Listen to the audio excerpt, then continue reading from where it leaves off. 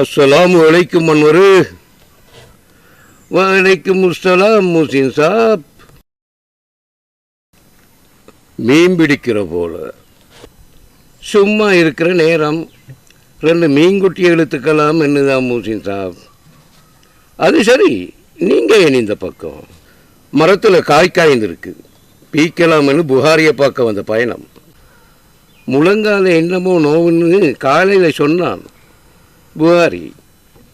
எப்படியும் வீட்டில் தான் இருப்பான். வீட்டுக்கு போனேன். புகாரியிட பொஞ்சாதி கிட்ட நல்லபடியாக பதில் கிடைக்கல. சாக மாட்டா, சொல்லும் போதே வாராம் புகாரி.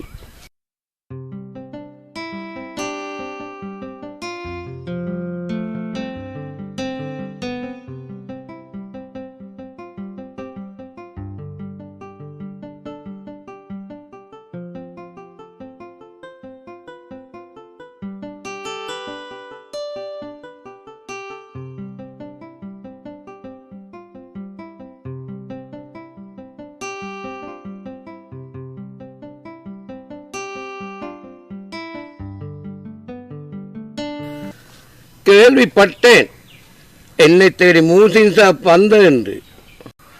என்ன இது தலையில கட்டு? அதுவா, முழங்கால் நோவுன்னு எங்கட ஆலிம் சாக்கிட்ட என்ன பூச்சி வைத்தியம் செய்ய போனதால வந்த வினைதான் மூசின் சாப். நோவு முழங்கால், கட்டு தலையில. உண்டு அம்மனும் விலங்கல்லையே புகாரி. முழங்கால் நோவுக்கு எண்ணெய் பூச்சி வைத்தியம் செய்யத்தான் ஆலிசாவோட கடைக்கு போனேன்.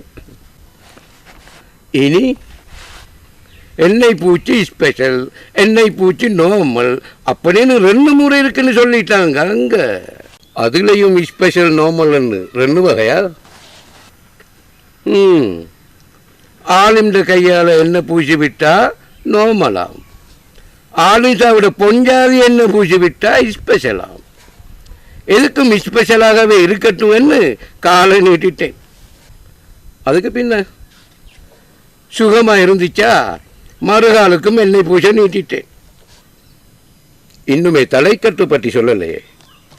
அந்த எண்ணெய் பூச்சி வைத்தியம் பற்றி அறிஞ்ச தெரிஞ்ச மற்றவங்ககிட்டையும் சொல்ல சொல்லி ஆலிசாவோட பொஞ்சாது சொன்னாவா. இனி முதலாளா என்ற பொஞ்சாதி கிட்ட சொல்லிட்டேன். அவ உலக்கைய கையில் எடுத்தது மட்டும்தான் ஞாபகம். நினைவு திரும்பின போதுதான் தெரிஞ்சிச்சு தலையில் 8 தையல் என்று.